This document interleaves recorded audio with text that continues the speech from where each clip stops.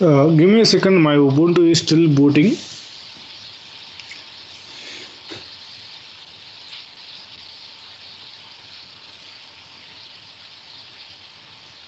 By the way, have you people started reading? Then you should be able to see a perspective called MapReduce perspective.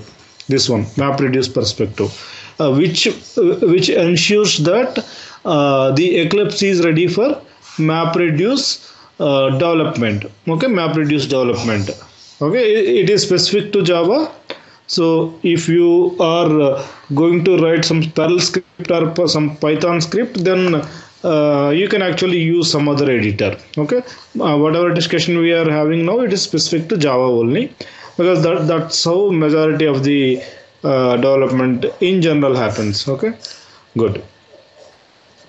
Now that is one confirmation, and then after confirming that your Eclipse is ready with the MapReduce perspective, okay, the next thing that you need to do is you need to create a location in HDFS.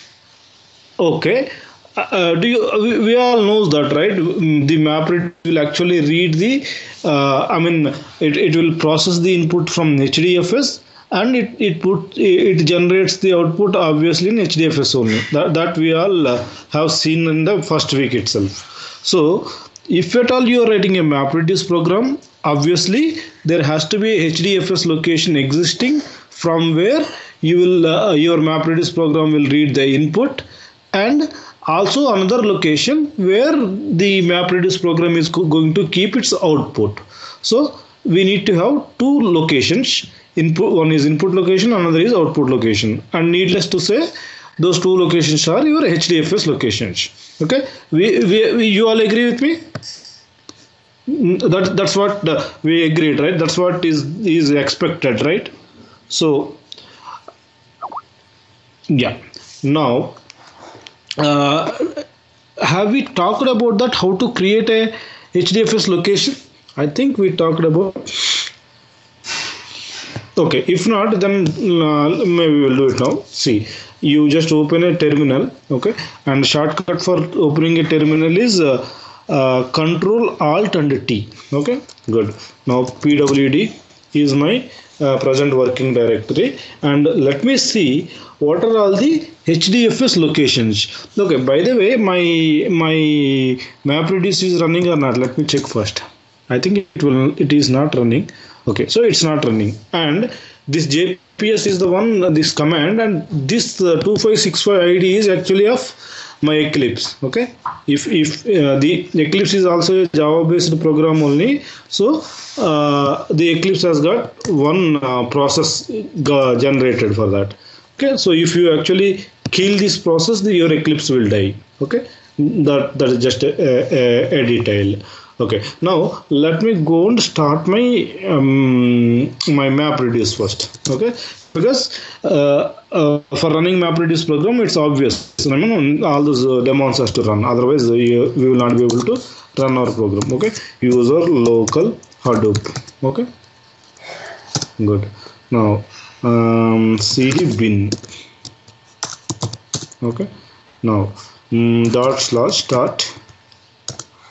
start. You can actually say start all also, but actually it's better to do DFS and then your MapReduce. Even though you can use start all, that is not recommended actually. You should start them individually. As of now, in version 0.20.1, it's okay, but from version 0.22, I think, they deprecated the start all.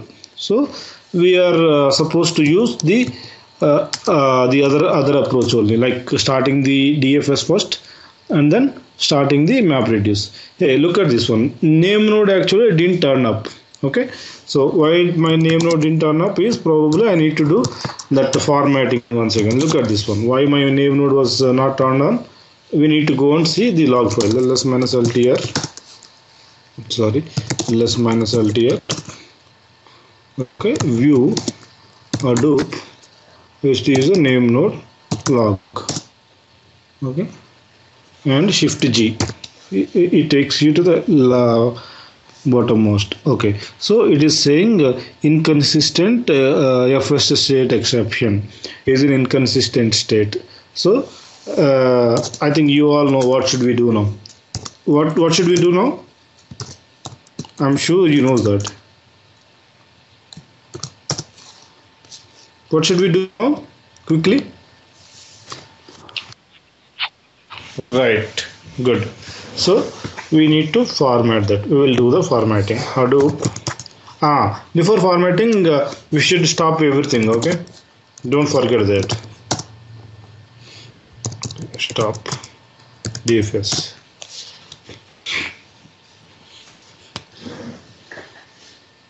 Okay, just for confirmation, let me see JPS. Okay, only Eclipse is running and JPS, this command itself is running, so 2 will come. Now stop all. Stop. Okay, sorry. Hadoop NameNode hyphen format.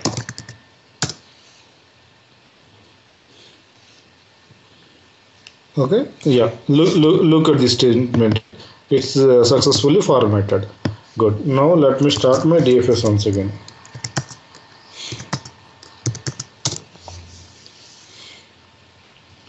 This deprecation part you all understood, right? In the current version like 0.20.1, it's okay to use start all.sh, but from version 0.22 onwards, the community, Hadoop community had actually deprecated that start all. So we should actually use this start DFS and start MapReduce individually. We should not be using, I mean, it's not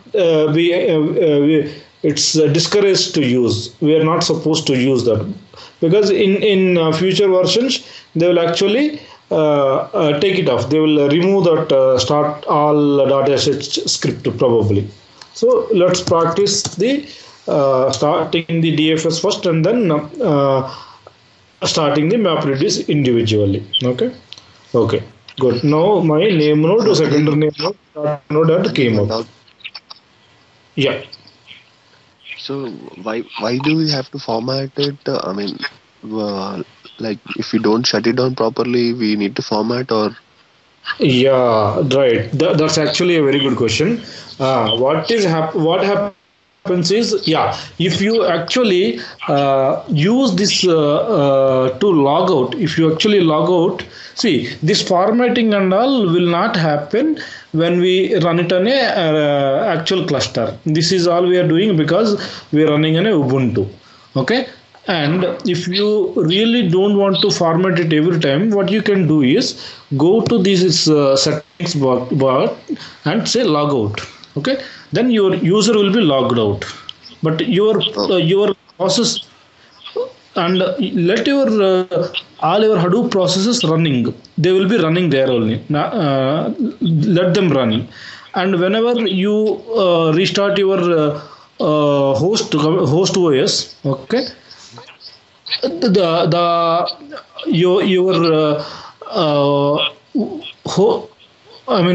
Gust OS will be the state will be saved. Like your Gust OS will go into hibernate state, so you need not to format it again.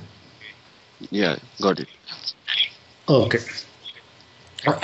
Yeah, good point. Actually, I mean. In when you actually connect it to office computers, definitely there will be dedicated network and dedicated computers, and everything will be running by 24/7. So this kind of formatting and all will not happen. Actually speaking, this formatting is actually not at all encouraged. I mean, we should not be doing that format every time. The reason is that whenever you do some format, obvious, right? The whatever is there in the disk, that will go off. Yeah. So we should not use this formatting. The reason why we are doing this formatting is because that is going into inconsistent state, and we are left with no option. But if you feel that the disk is containing some information, important information, and if you don't want to format it every time, then you can actually log out from this Gust computer and then make your Ubuntu into a hibernate state, and then you can actually shut down your Windows 7 operating system. Then when you come back, all your processes will be running as it is, and no need of going for this formatting. Okay, good. So it will be started already. You means, I mean, you can directly run the MapReduce program. Yeah, it will be running. Yes, Okay. because see, whatever terminal we are using, it is just a client program. So in Ubuntu, your processes will be already running. Okay, whatever terminal we are using, it is just a client only. Whereas internally in the Unix Ubuntu Unix, the processor will be already running. So let them keep running. I mean, that is what Hadoop is designed for. So let it run. Let it keep on running. Okay, is the point clear to the remaining two people also? I mean, it's actually important point. Akhil and Shailesh, you got the point what Kishore is asking?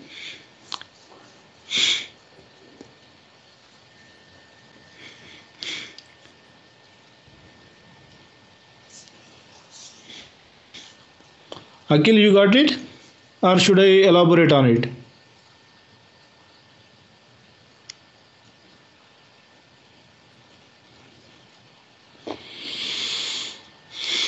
Akhil, you there?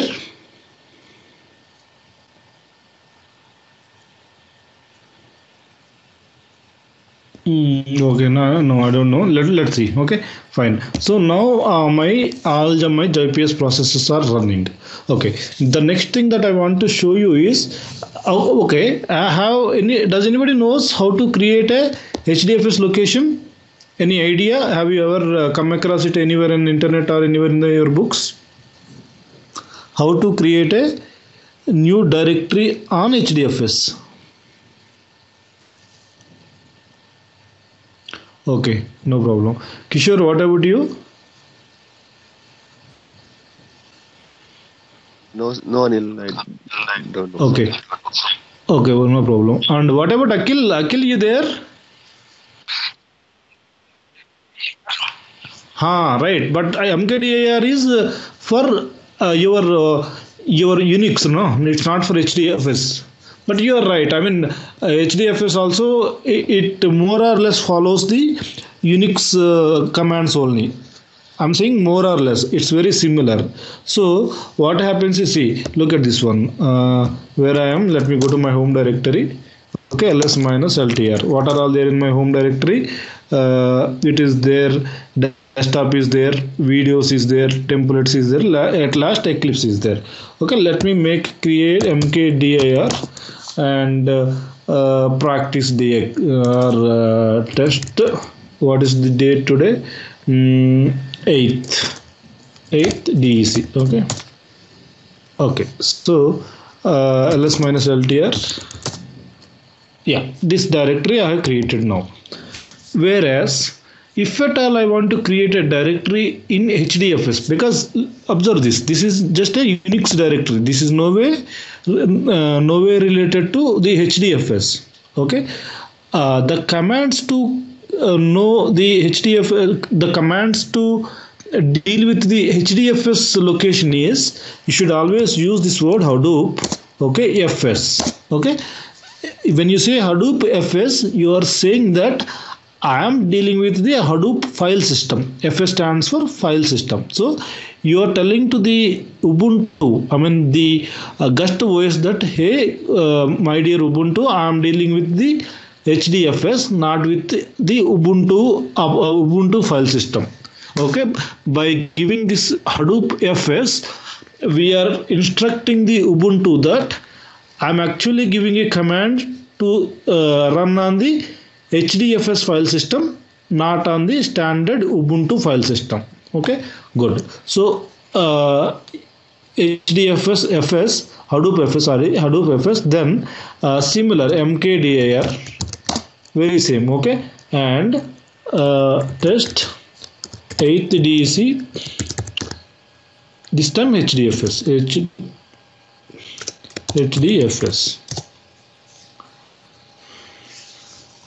Okay, let me see ls minus ltr once again. See that is not there. test 8th DEC HDFS. This one is not there, right? Because with this ls minus LTR, we are actually seeing that of the Ubuntu, not of the HDFS. Okay, the command to see the HDFS file system is again HDFS FS only. Okay, Hadoop FS. Now -ls.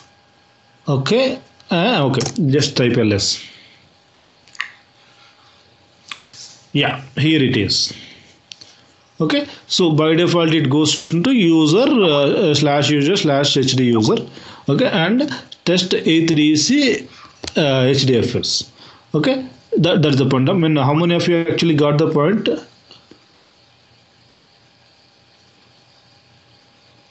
Hey, is it my Ubuntu got stuck up? Oh, okay, fine. Okay, so how many of you actually got the point? I mean, if it is needed, I will elaborate. But yeah. Is the point clear? The distinction between Ubuntu file system and HDFS file system, and how to create a directory on Ubuntu file system and how to create a directory on HDFS file system.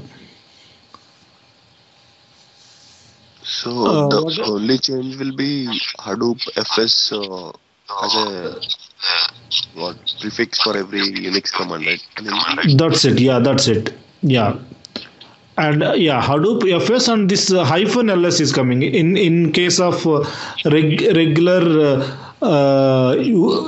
Unix. That we will directly say ls, whereas here we are giving -ls. That is the difference. Yeah, you are right. We just need to prefix this Hadoop FS and then hyphen followed by the standard Unix command. Okay. So yeah, Akhil, you got the point. I mean, why I'm asking you specifically is you may not be familiar with the Unix commands, and you are learning two things now. One is how to create a directory in Unix, and then how to create a directory on HDFS, and that's why I can feel that I explained it good if and only if you understood it correctly.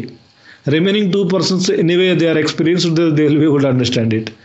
Okay, good. So yeah, good. It looks like I probably explained it in a proper way only. I won't say better way, but at least you are able to understand that. I am happy. Okay, good. So we have created a new directory.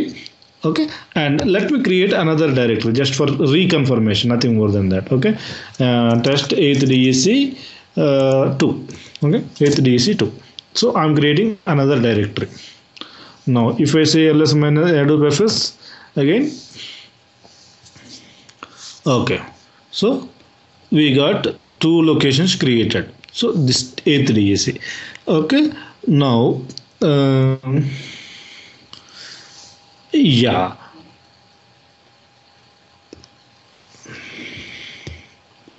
Now let me switch over to my Eclipse. Okay. Now in Eclipse, if you actually open this MapReduce perspective, okay, you will see something called DFS locations. If you just switch over to this MapReduce perspective.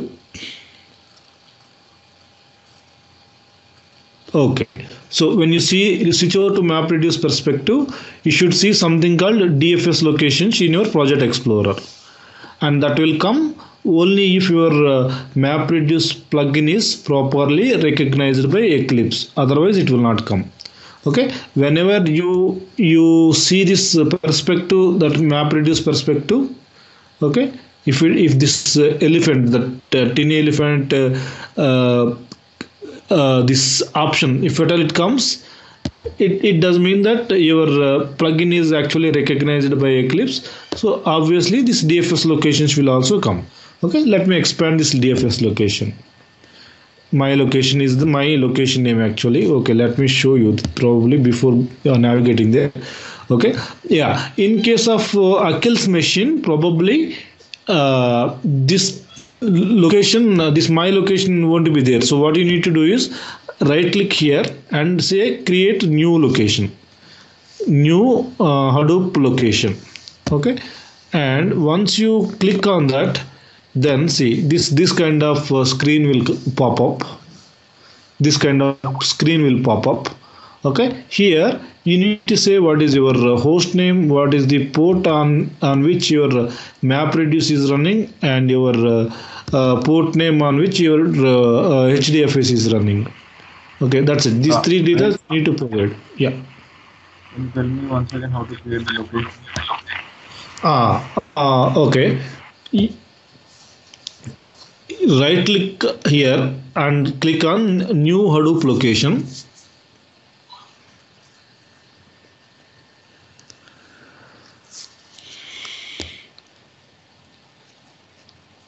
You will get this screen. Okay, you got this screen. Okay, now your location name you just give anything, or your name or whatever location name you prefer, you just give that. Okay. Okay, now this host name anyway local host only, that we know, you just give. And if you actually follow the steps that I have given in the document, in the Word document that I have shared, then your MapReduce will be running on 54311. We have configured it in the that config file. Do you remember? We have some file under location /user/ local /hadoop /conf/ mapred site.xml, mapred site.xml. In that we have actually given that location. And if you I'm sure you would have followed that. So if you follow the instruction that I have given in the document, then we have configured that with the port number 54311. Okay, so you give that port number 54311 there. And similarly, the HDFS we have given a port number 54310. So you can give 54310 here. 54310. Okay, and then once you give some location here XYZ, then you need to click on finish button.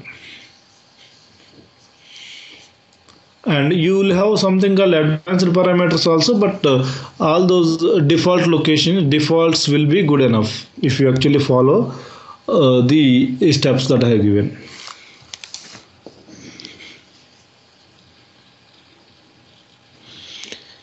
Akhil, you got it? Yes, Anil. Okay, so are you able to see this your location under your DFS locations in your Eclipse?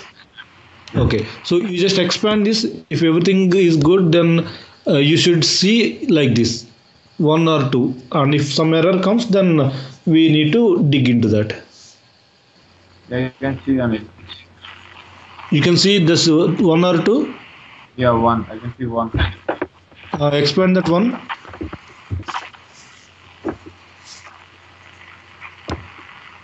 It's saying error. I know. Okay. Let me show on my computer, then I will connect it to your computer using remote desktop and I will show you. I will fix that. I know the error why it was coming, so I can fix it. Okay. Okay, so if everything is configured correctly, this is how your MapReduce location should look like. Okay, now look at this one. This temporary directory is the one which we have created at the time of setting up the DFS. Okay, so this one will come by default. I mean, this will come only when this TMP Hadoop HD user is a step in the document that I have given. So at the time of setting up your HDFS, you have created this temp directory. Good.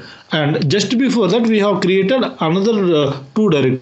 directories, these two directories, user, HD user, and these two. So that is what is being shown here. This one, user, HD user, and this is one location, and this is another location. Okay. Now, and if I want to give some upload, I mean, if I want to put some files to that, okay, you can actually say create new directory, upload files, or upload directory, whatever. You can actually browse it from your Ubuntu to your HDFS. So let me click on this upload files.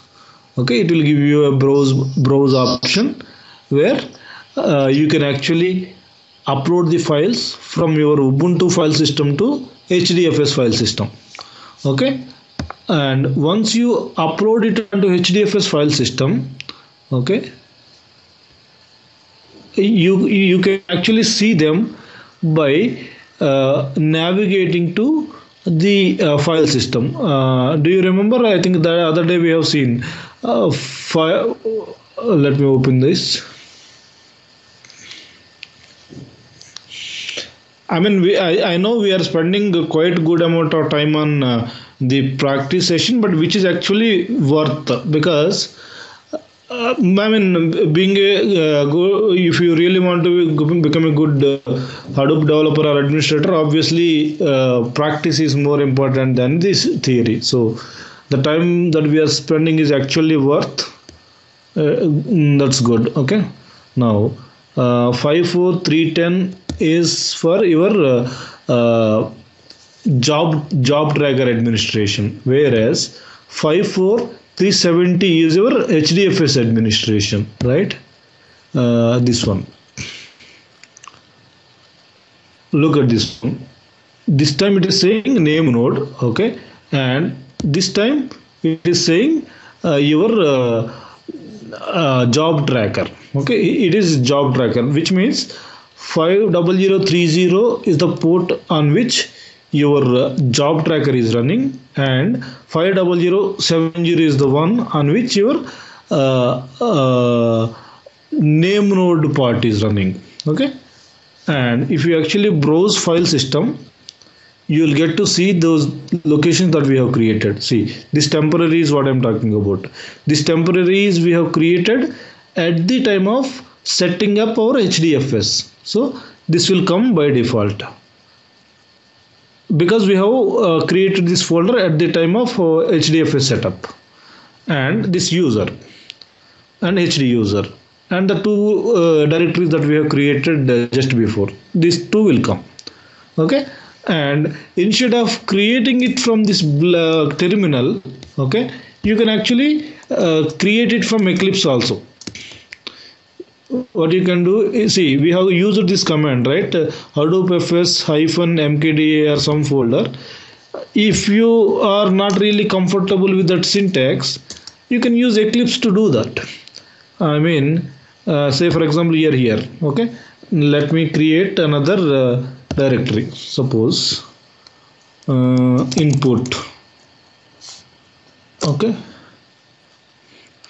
You need to refresh it, without which it's not appearing for some weird reason. Okay, we got input. Now let me create another directory. Okay, output.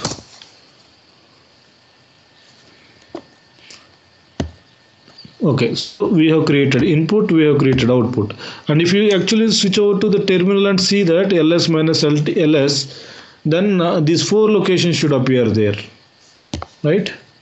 Let me give my Hadoop fs ls command.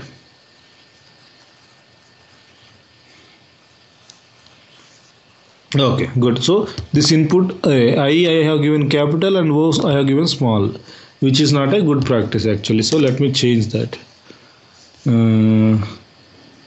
Let me rename it to small I. Okay, is it there? I think it's not there. I need to delete it and recreate it. Okay,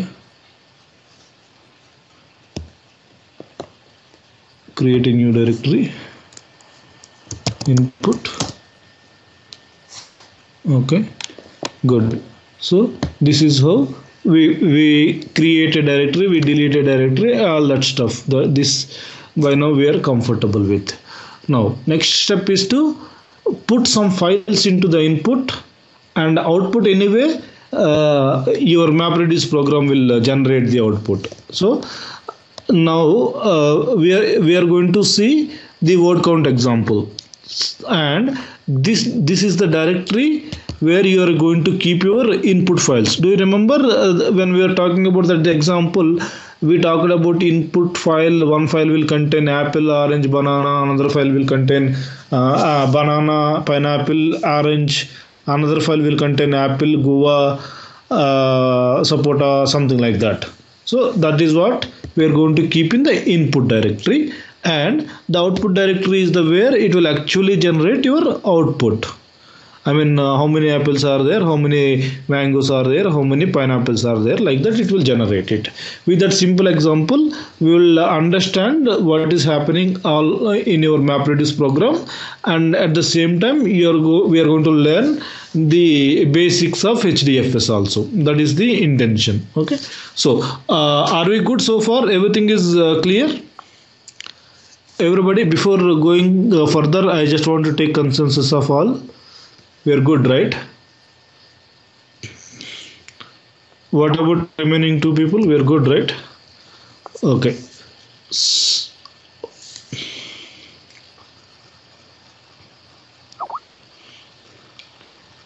Localhost port number. What do you mean by that? 50030. Yeah, while we install. Yeah, that is what 50030 is the where job tracker runs. Let me type here 50030 your job tracker, and 50070 is where your NameNode runs. Hadoop, is that what you are looking for? You can actually hit and see whether you are able to see the any file system or not. And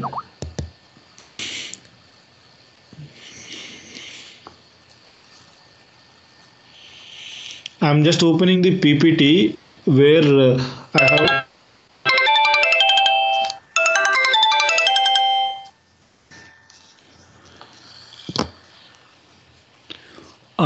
the reason why I have opened it up is I have given list of HDFS commands. Let me show you, as we are talking about the HDFS, let me show you all those HDFS commands in one place. Okay, yeah, this one, Control Shift F5. Yeah, see this. Copy file foo text from local disk to users directory, HDFS. This is how you need to say. Hadoop FS, which we all know. Okay, hyphen copy from local foo text to foo text, which means copy from local will definitely do the copy from local, and this is the file name there in the local system at the current directory, and this is what the name that you want in your HDFS. Okay, and as I told you, this will copy the file to user slash user your username. In case of Akhil, it will come mid2143, and in case of Shailesh, it will come slash user slash Shailesh.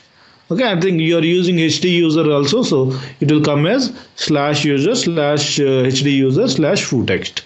This is the copy from local, and this one we have already seen, HDFS Hadoop FS -ls. This we have seen. Okay, get a directory listing of users home directory. Okay, if you are not giving anything, it will give you users home directory. By default, users home directory is slash user slash your username.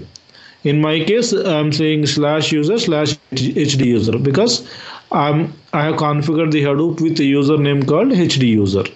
In case of Akhil, it will come slash user slash mid2143. Okay, and if you see this one, Hadoop FS -ls slash, then it will give you the HDFS root directory that we all know. Okay, and the cat command, we know it is used to display the contents onto the console, and here the same. this time it will show the contents from your HDFS, not just from Ubuntu. Okay, and yeah, this one, move the file from local disk to named as bz. So if you have some file name on your Ubuntu, and for example the file name is file 123, and you want to put that into HDFS but with a name file 456, not with 123. So you can actually use the actual name here and the target name, whichever name you want, you can actually give that name. Okay, and this one we have actually seen. Okay, you can actually create a new input directory using Hadoop FS -mkdir input. This we have actually seen. And the same we actually have seen how to do the same command from Eclipse also. Okay, and this is how you will delete an existing directory. Hadoop FS RMR input world. So in case of our this thing, okay, let me show you how to delete one of the command. Okay, Hadoop FS -RMR user HD user and test 8 DC2. Okay, so it got deleted. Yes, this got deleted. Okay, we have only 3 files now. Okay, so is this what is there in this this screen? Is everything clear, or any doubts on the very minimal list? I won't say this is complete list, but at least you should get a fair understanding of how to deal with your HDFS. Okay, is everything fine? Shall we proceed?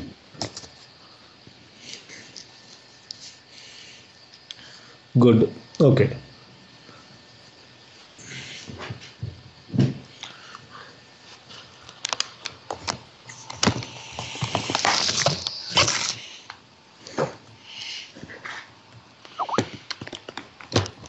Okay, good. And this document, as I told you, we'll have theory session tomorrow. Then, I mean, tomorrow means Monday, by the way, next working day. Whenever I say tomorrow, you can read it as next working day. Okay, so we will actually see some more, and then I'm going to upload it into Piazza. That's fine. Okay, where are we? Yeah, our Eclipse. Okay, now let me refresh. Obviously only 3 has to come, that is pretty obvious. Okay, good. Now let me put something into my input directory so that we can actually run our MapReduce program. Okay, so let me switch over to my ls-ltr. Is there anything there in my computer? I think I have created something. Where is that? Okay, anyway, you just create another file. What's there in it? vi fruits. Okay, fruits.txt. Okay, now I'll say apple, sorry, apple mango, Goa, GAVA, okay, mango, BANA, fine, apple, sapota,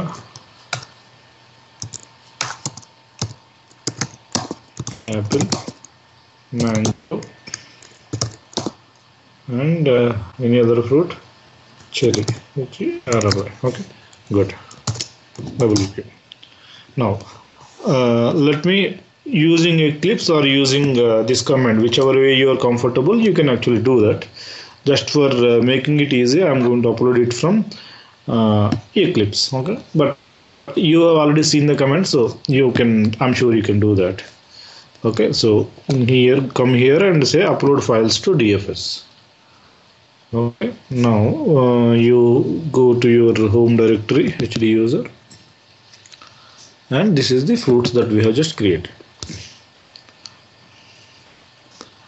Okay, you can actually view that file also.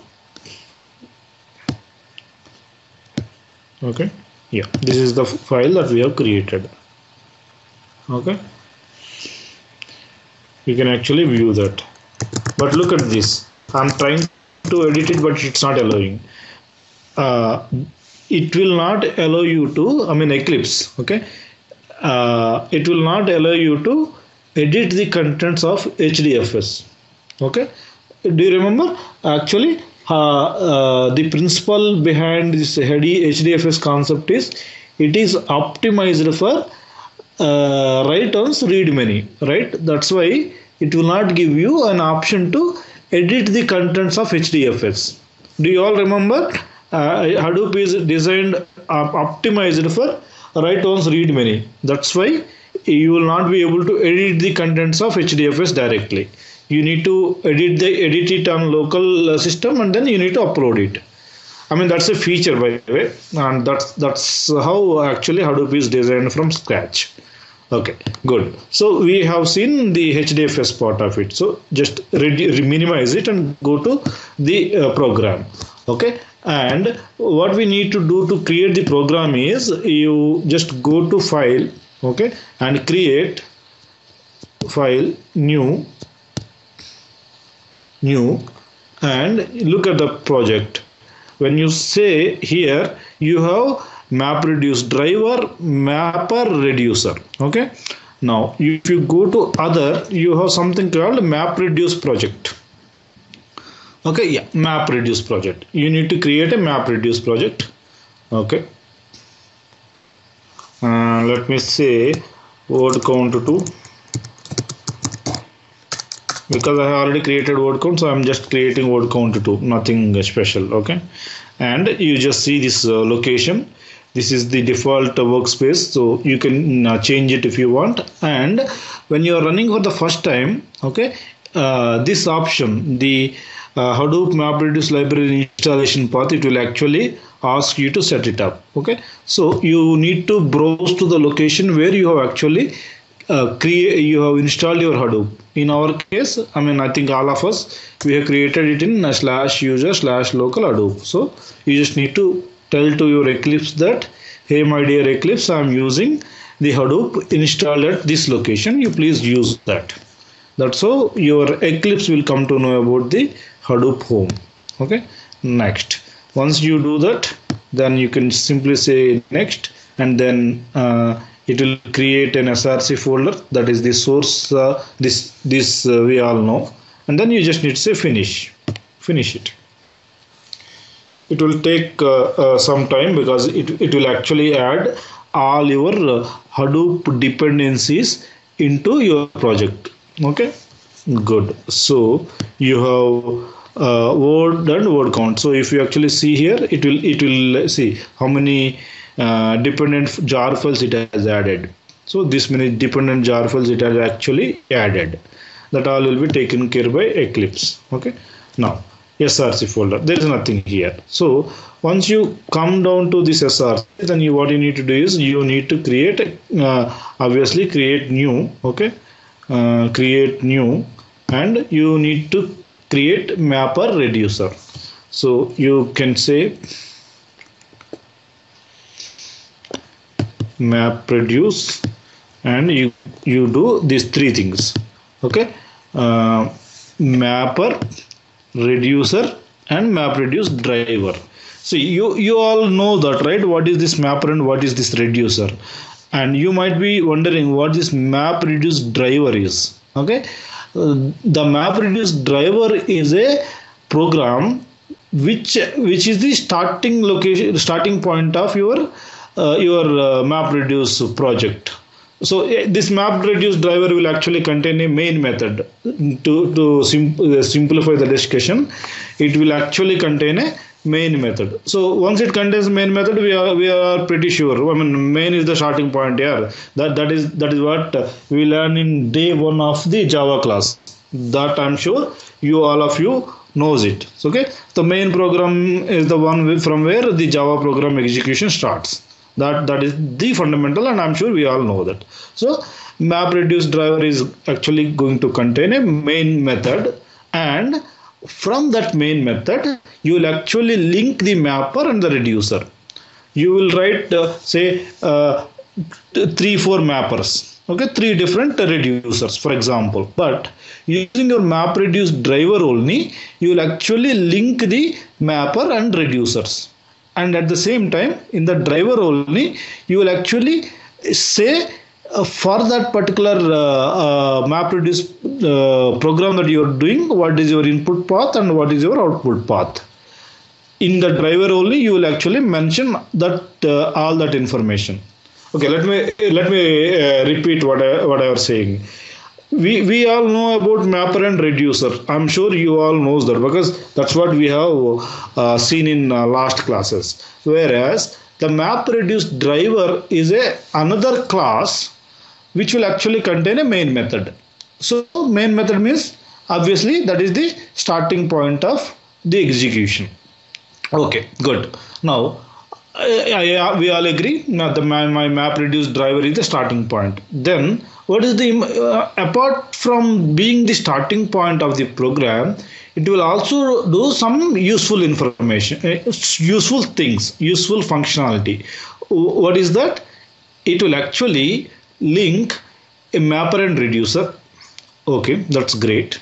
And then it will using the MapReduce driver only you will configure your input path and the output path. Do you remember in the last step we have created that map input and output paths, right? So in your MapReduce driver only you will mention, hey, for this particular MapReduce project, this is my input path, this is my input path of HDFS, and this is my output path of HDFS. So your MapReduce framework knows where to read the input from and where to generate the output into. Okay, so is the point clear to you all? MapReduce driver, it is actually a very important and critical part. So let me take consensus of everybody. Is the point clear to you all? How to create a new MapReduce program? What is the significance of MapReduce driver? What is the significance of mapper? What is the significance of reducer? We all are clear at this point, or should we talk about it more?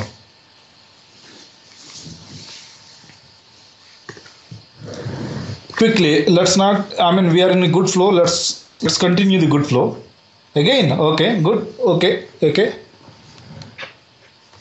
Which is actually good. Again is good. More about the driver. Okay. Again, okay. So let me take a different route now. I will actually show you the word count examples driver. Then if you are not clear, then we will talk about it, because when I actually show you the program, I'm sure you all will actually get the point. Okay, let me cancel it. Okay, and let me actually delete this entire project also, because it may confuse you all. Okay. Delete the contents also, I don't want it.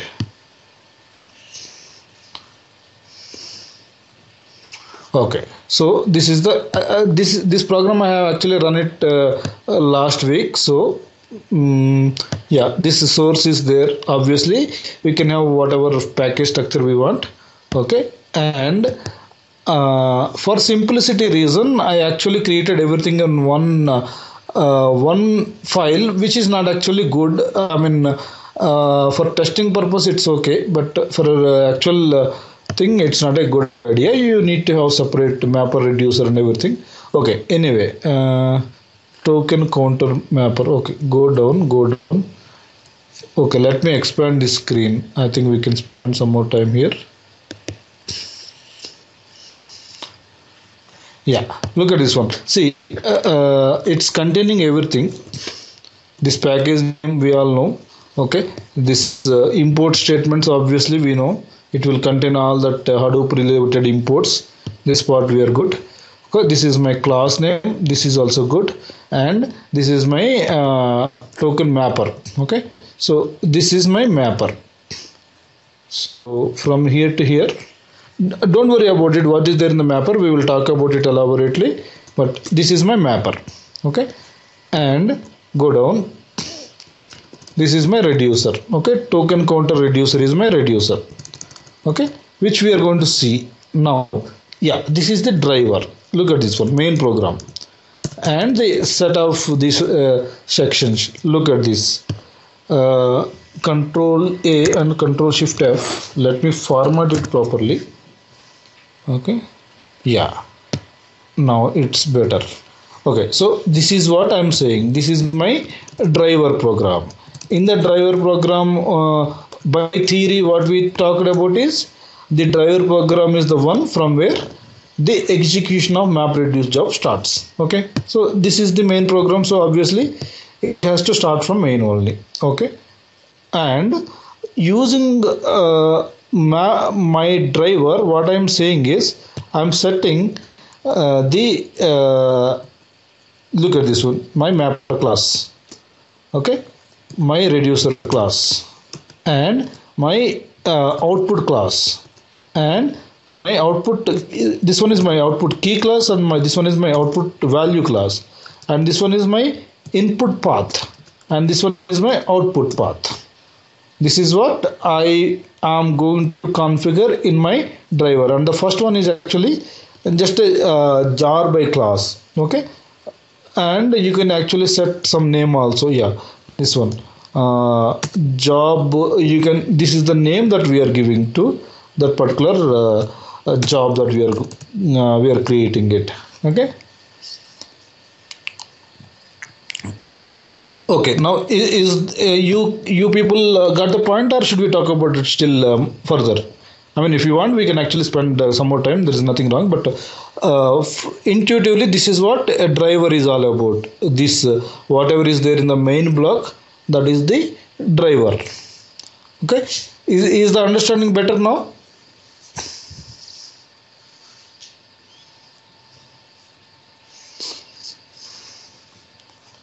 Okay, good. So all of you are in actually sync. Okay, which is good. And if one got it and if one didn't get it, probably then my explanation may not be all that good. So okay, good. Yeah, actually these points on all are very clear, very straight and straightforward. So if any one of you actually didn't get the point, then you can assume that I am not explaining it properly. So you can actually stop me and say, hey, I didn't get the point, you need to change your explanation style or something like that. Okay, good. Okay, now yeah, as we all are talking about, this is my main program, and this is the place from where my execution starts. Okay, good. So this configuration object, okay, this is actually the a configuration, right? I mean, do you remember we talked about the configuration? Hadoop will contain some configuration values, like close to 200 configurable values are there, right? Using this driver only, we need to configure those configurable values. Okay, whatever is there in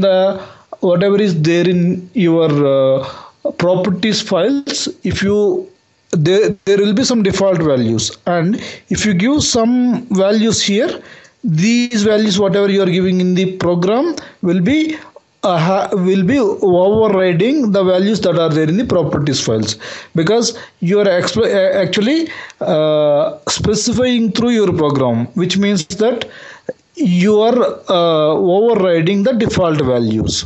So whatever you are going to give in your program will be taking higher precedence over the values that are there in your configuration files. Okay, and there is another level of configuration also.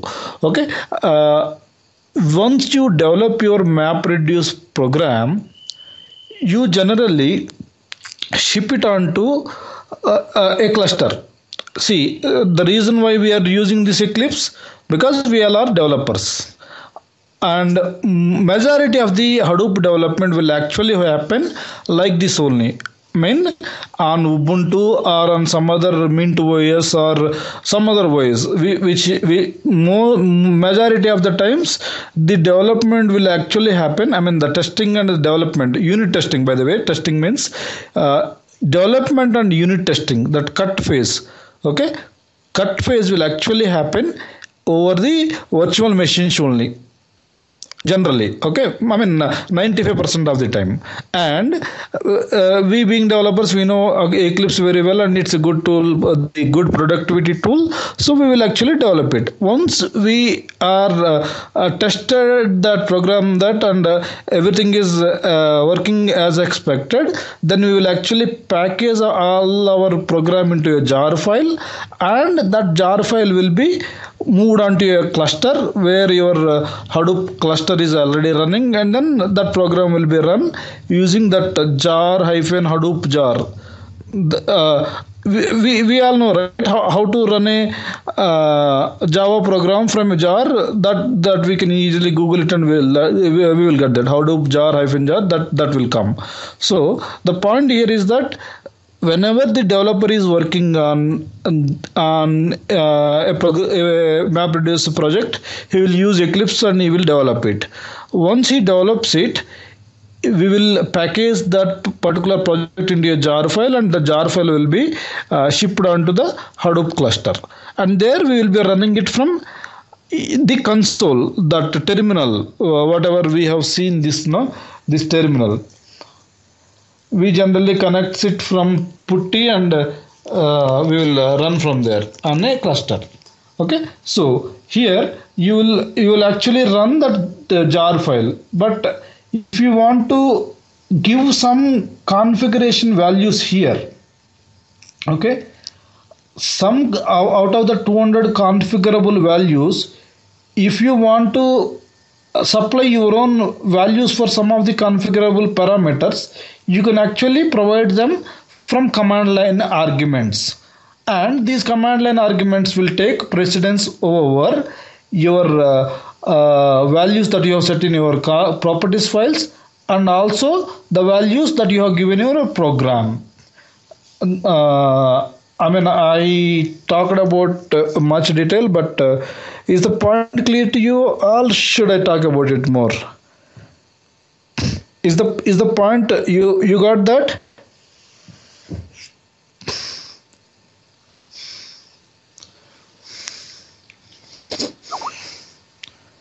Okay, and let me hear from Kishore also.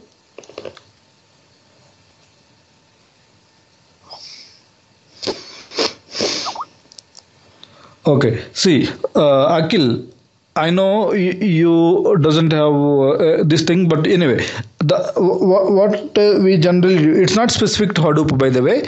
What we generally do is, in software industry, developers will develop the program using some IDE. It could be Eclipse, it could be NetBeans, it could be JDeveloper, whatever, some kind of IDE. Okay, IDE means Eclipse. Whatever Eclipse we are seeing now, that is an IDE. Okay, integrated development environment, if you are really interested in the full form. Okay, it is actually a productivity tool using which you can actually develop programs much faster and much easier. You can actually type it in a notepad also, but that's very cumbersome process. Okay, if you attempt to do it using notepad, you're like trying to lay down a road using needle. It could be like that. Okay, so now once you develop your program using, all the team, not just you, say a team of 10 people, they have developed a project using their own Eclipse machines, and there is some software configuration management and all that stuff. And once your program, once your project is ready, that will be shipped as a single file, jar file or var file or ER file, depending upon the requirement. And that jar file will be moved on to the server, and it will run over the server, where in the server you generally will not have this kind of Eclipse and all. In a no production grade server, you will have any IDE. Okay, I am sure no production server will have any IDEs installed on it. Now, I mean, if you don't have IDE, then how will we install? How will we run the program? It's only through command line, only through your putty in case of Unix. Okay, so there it is possible to supply some of the arguments. We call them as command line arguments because we are running the program from command line. Okay, so the command line arguments that you are supplying for the configurable items will take highest precedence over the values that you have defined in your program and also the values that you have defined in your configuration files. Okay, so Akhil, is the understanding better now?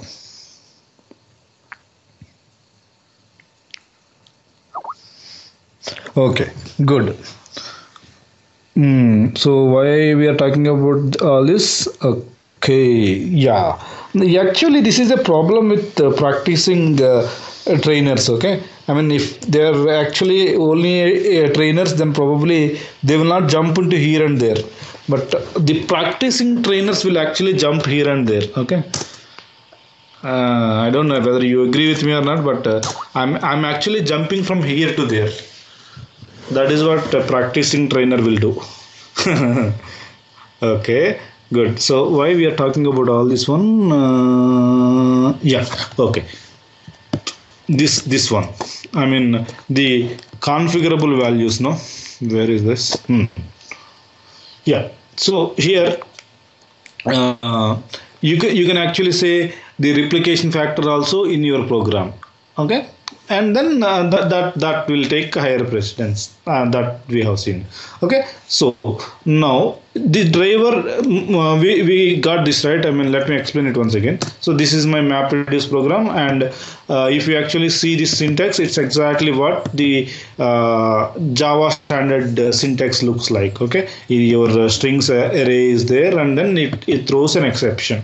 Okay, good. Now you have to create a new configuration object, and then you create a generic options parser, and pass on your configuration you have created in the previous step and the arguments that you are receiving from the main method. Okay, so you can actually supply your input and output also using this command line arguments, and from here you can actually read them.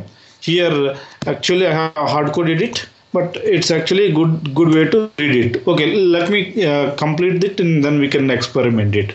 Okay, now this you are creating a new job, and for creating a job it will actually ask for some configuration object. So you are actually giving that configuration object.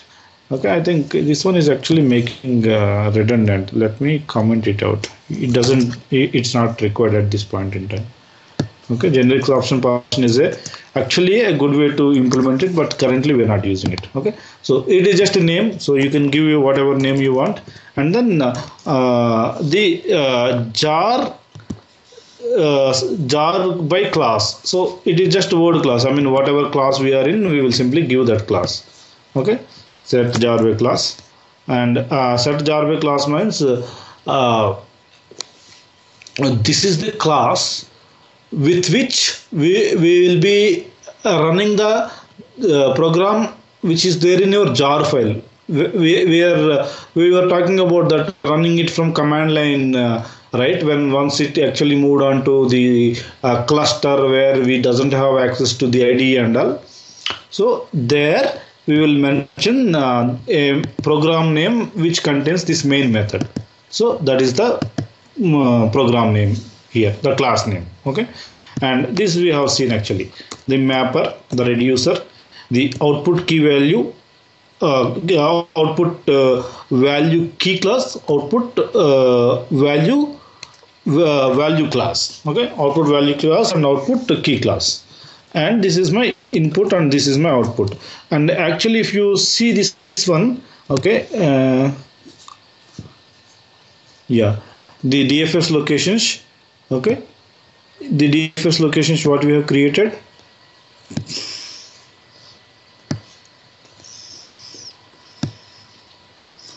Yeah, we are giving input only. Okay, just input and just output. Whereas here I have hard coded it to input word count, which is not there. So let me remove it. Okay, and output also word count is not there, so we can remove it. At the time of I was writing it, I have created for the word count, so I put it there. Okay, now only we have seen the driver part of it, and we have not seen the mapper and reducer, which we are going to see now. Okay, but before continuing, let me run this program. Okay, how to run this one is, look at this one. When you right click on the driver, okay, you can only right click on the driver, by the way. It's not possible to run the mapper and reducer directly. The only way to run them is through running the driver. Okay, now if you look at this run as, it is giving the run as a Java application, because end of the day it's a Java, by the way, it's a Java application, by the way, but you run it on a run on Hadoop. If you run on Hadoop, it will actually ask you the location on which you want to run that. See there, in the previous step we have created a location, right? That my location, you need to select that location, then only it will actually recognize the input and output paths you are giving. Once again, I think it's taking some time. Yeah, look at this one. This my location, do you remember when at the beginning I have shown this, no, my location, we have created a location. So you can actually create a new Hadoop server location also, but we have actually created, so we will make use of that. Okay, good. So yeah, look at this one. Now your console will show the progress, what it is making. Yeah, expand that. I have just expanded it. It threw some error. What happened? Output already exists, right? So one problem with the 0.20 version, I mean, I will not call it as point.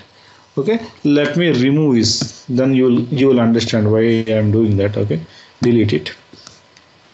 It is saying output directory is already there. Okay, so I have removed it. Now let me run it once again. And every time when you run run it on Hadoop, you need to select that location. Every time you need to select that, and there is no way to actually location. Maybe in future releases of future Eclipse releases, probably they will add that feature. Okay, in the current release, I mean, in the one, at least on the one that we are using, it's not there. Okay, and that's how actually we have developed our MapReduce jobs. Every time, okay, this is good. Look at this one. What is happening? Yeah, you got your job ID. Do you remember the diagram we talked about? It will first get the job ID, and then the input files will be copied onto HDFS. Okay, and then your MapReduce is actually running. It is actually taking some time. Do you remember when even for small jobs, it has to actually span a new JVM, run it there, kill the JVM, then span it again if at all it's taking multiple maps, and that's why it is actually taking this much time, even for a very small program. Okay, and yeah, your map is 100% complete. Now your reducer is running.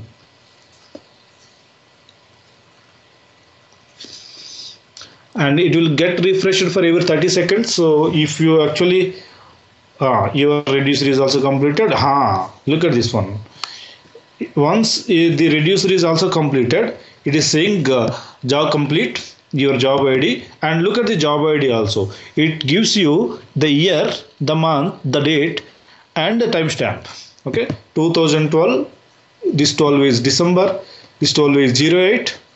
Okay, and the next thing is, I think this one is timestamp, and then this one is running number.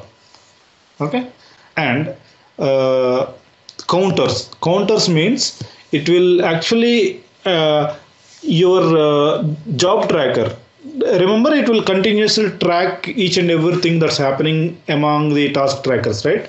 So it will maintain some counters. Okay. And look at this one. File bytes it has read. HDFS files it has read. Okay. File bytes written to. HDFS bytes it has written to. Okay. And reduce tasks, map tasks, data local tasks, all that counters information it will actually maintain that. Okay. Now let us switch over to the teeny mini container, Jetty container. Do you remember Jetty container we have talked about? Now you go there, okay, and you just refresh it. Now, yeah, this is the number, right? Remember 002, that is the number that we have just done, this one. Okay, look at the ending one because beginning everything is same. Okay, so 0851 underscore 302. Okay, this is what it is. 0851 underscore 302. Okay, now it will show you your MapReduce percentage, total number of maps, total number of reducers, total number completed, and your reducer percentage. And if you actually go there, it will give you all the flow that had happened actually. Okay, and your control counters whatever are printed on your console, because if you run this program on a server where you don't have access to the Eclipse and all, but still using this teeny mini UI, I mean the UI is not great, but at least it gives you information. So the counters you can actually see it from here. Okay, go to map. Okay, now this is the task attempt. Remember task attempts. Okay, this is the task attempt, and this M indicates it's a map task, and then this number is again a running number. Okay, look at this one. Task number will actually contain the whole task number, I mean the job number, and then this is map task and the running number once again. Now click on that. This is where your machine comes, and if you are actually running in a cluster, then you can actually see on which machine it was running and all. Now task log also, look at this one, log. This is actually important. If at all something goes wrong, using this log only you will be able to debug it. Okay, what it is saying, JVM initializing JVM metrics, and then IO sort MB is something, data buffer, starting flush of MapReduce, all that stuff. Okay, go back and see what your reducer has to say.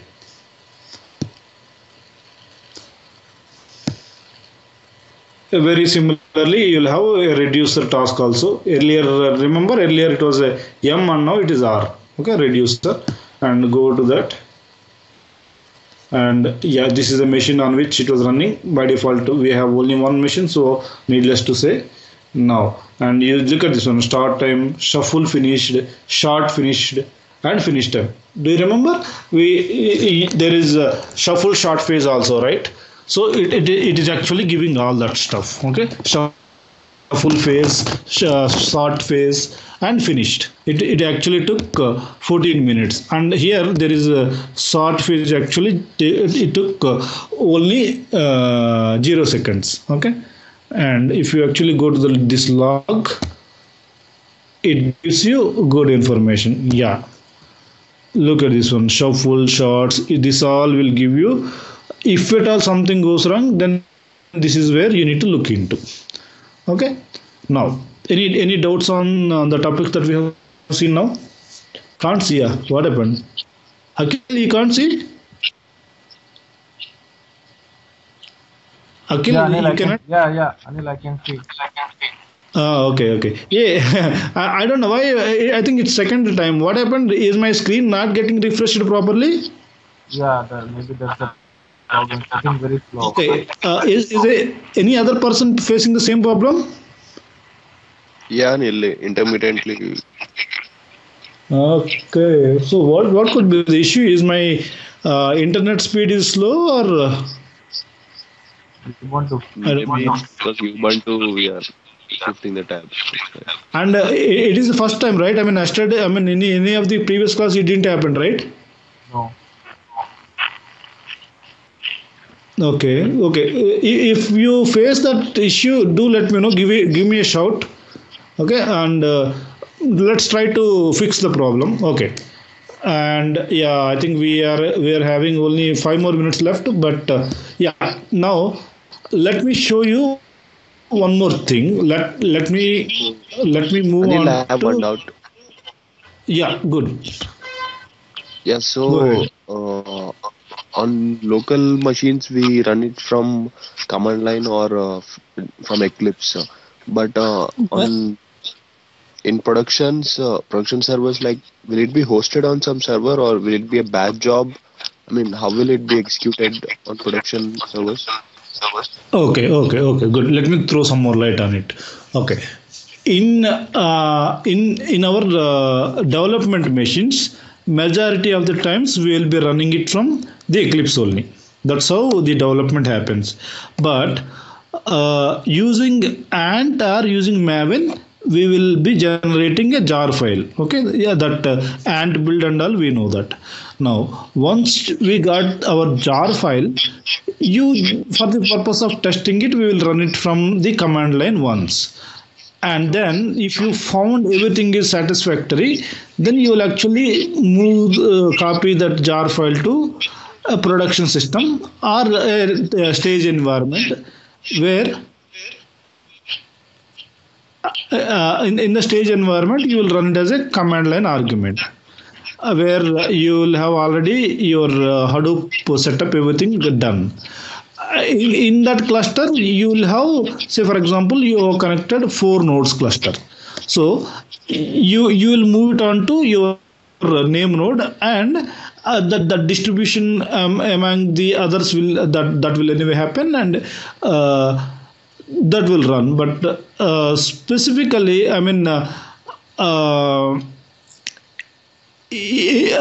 I don't know whether I answered your question or not. Is there any specific point you want to know, Kishore? Yeah, no, like in Java applications, we deploy it on some server, right? I mean, it dynamically handles requests. But Okay, here, correct. do we have to run it manually, or it's some batch job we are setting it in the server? It runs Good, good. periodically. Yeah, thank you. I got the point. Yeah, that's again a very good question. Good. Thanks for bringing it up, Kishore. Yeah. Yeah. In case of this MapReduce jobs, majority of the times they will be run by administrators from command line arguments, and I have seen many applications which will be triggered by a scheduler. Think of it like this: you need to process some log file, okay, which is being generated by some machine, say the earth, what that log files that we were talking about earlier, no, that identifying the oil fields in some of the areas. So those will actually generate tons of log files, and you have developed some MapReduce program to process that log file. Then what we will do is we will schedule a scheduler. We will schedule a cron tab, which will in which we will mark it as run the scheduler, run this program every 1 hour. So the scheduler will trigger this MapReduce program, and that will process the log files that are generated so far, and it will send out the output files. That is one way. Okay, that is just one way. I mean, majority of the times, but it is also possible to trigger a MapReduce program from web also. I mean, from browser also. Okay. You can expose your MapReduce job as a RESTful web service. It's possible, and user will log into some application, and by clicking on a button, say process it now, something like that, then a MapReduce job can be triggered, and that MapReduce job will be exposed as a RESTful web service to the to that particular web application. Okay. Does that answer your question, Kishore? Yeah, Anil. So I mean, will be you'll be covering that part. I mean, like how to run in web services or cron tab. Cron tab, if you want, I can show it right now. Cron tab part is fairly straight. Yeah, I'm aware of cron tab, but from web services, like we need to host it on a web server or somewhere. Right. Yeah. Right.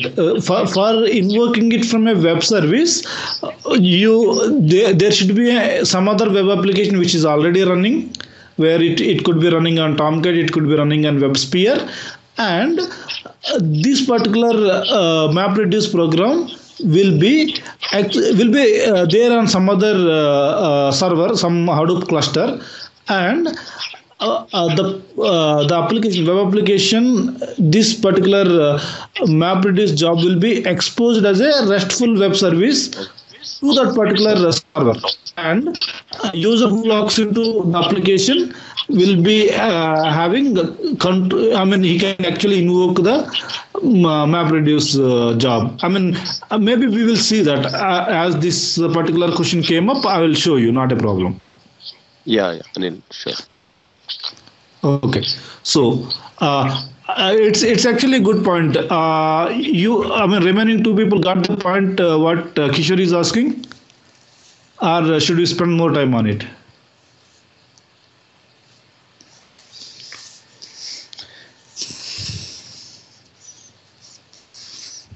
Okay, Akhil, what about you? Okay, Akhil, I know, and we are here to help you to an extent possible. So, if you actually not following any of the discussion that is happening in the session, you probably stop us, and you can actually try to get more information. Okay, and also, if the discussion is, if the point is not really new to you, probably you can ping me after the call, and we can have the discussion after the session is over. If that is going to take really lengthy, I just want to honor the time of the remaining members as well. So we can discuss offline also if it is really something that you should know. Okay, good. Now what I want to show you is, okay, let me put some printfs here. Okay, just to make the point clear. Okay, hold on, it's going now.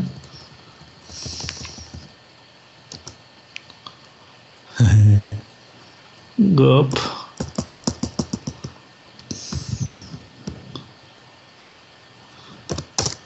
Sys out, just to show you a way to debug it. And from mapper, let it say the word. Okay, WRD.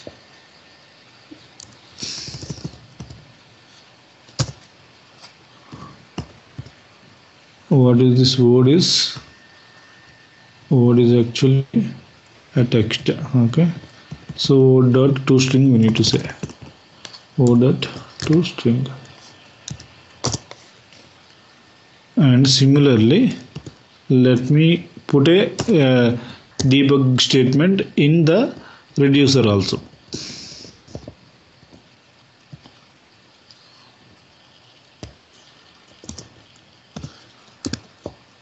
Similarly, let me put a debug statement in the driver also. Okay.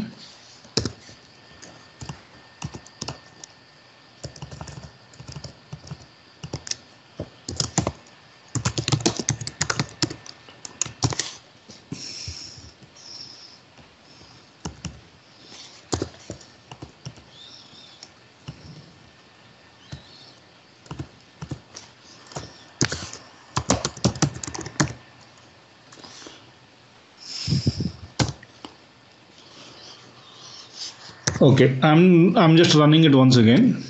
Okay, and as we have seen earlier, you need to delete that output folder. Otherwise, by the way, why I was not showing the output? I should show you the output also. No, look at here, the output. Yeah, it creates some log files also. Okay, it will have the log files history and all, but look at the output and look at the name part r underscore 5 zeros. Okay, and it is giving you apples 2, mangoes 2, cherry, guava.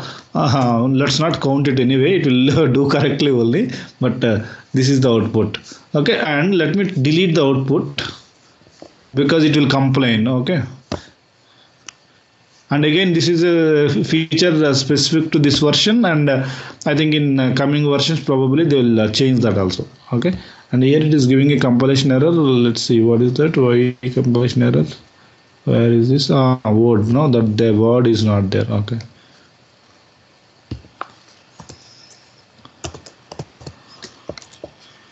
from reducer. Okay, good.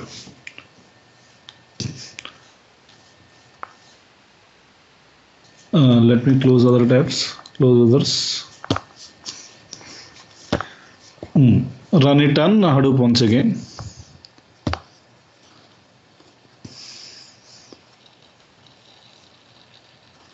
And this location, as we talked about, we need to give it every time. Okay. It's been triggered before start ad came. Okay. Now look at this one.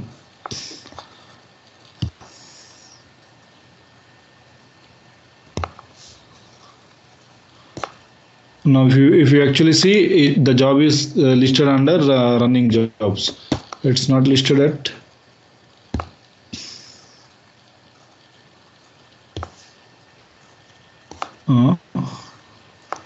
yeah, I think it's listed under running jobs.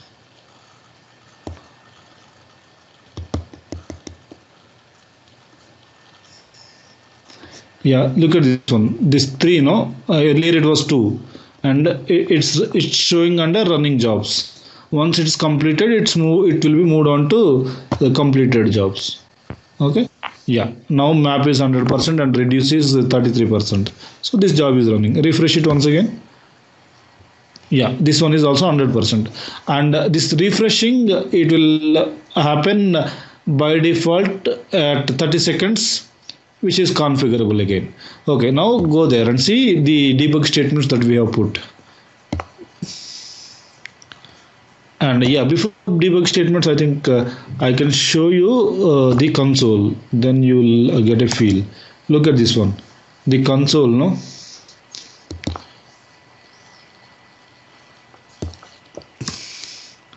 Before start ad came. Okay. Yeah, the completed is not coming. The reason why we exited it by hard.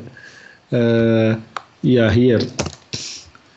See, we exited it. No, wait for completion, and then we exited it. But that's why it was not giving this completed. Okay, good. Then move on to this one. Yeah, from map it's giving apple, mango, guava, mango, because that's what we have emitted actually. Okay, this is what is coming from mapper, and if you actually go to the reducer, and again it will show you the reducer part, whatever you have given in that sys.outs, that will come there. Okay, yeah, from reducer. Okay, this is what is we have given in that reducer block, right? Remember, from reducer, this one, from reducer, this array, it's going on.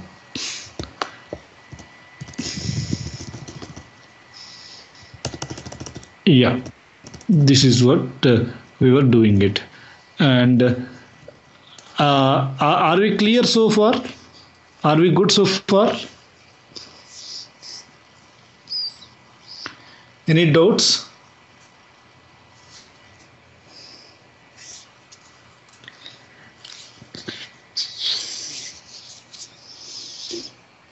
Okay. Clear? Okay.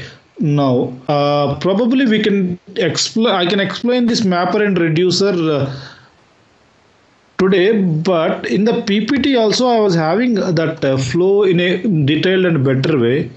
So maybe we can see tomorrow if that is okay to you all, because that I think we talked about it from a high level point of view, but in a detailed way I have it in my PPT also. So I think anyway we are 10:40 my time. I'm sorry, 11:40 my time. So we let's close the session here for today. We started on time today. Luckily, it had become like this nowadays. Okay, it's my side only. It's a miss from my side only. But let's stop the session here because I need to connect to Shailesh machine to fix the issue that he is facing. Okay, and if you have any doubts, do let me know. Otherwise, let's break for today. Okay, Anil. Thanks. Okay, yeah. Thank you all for joining. Good.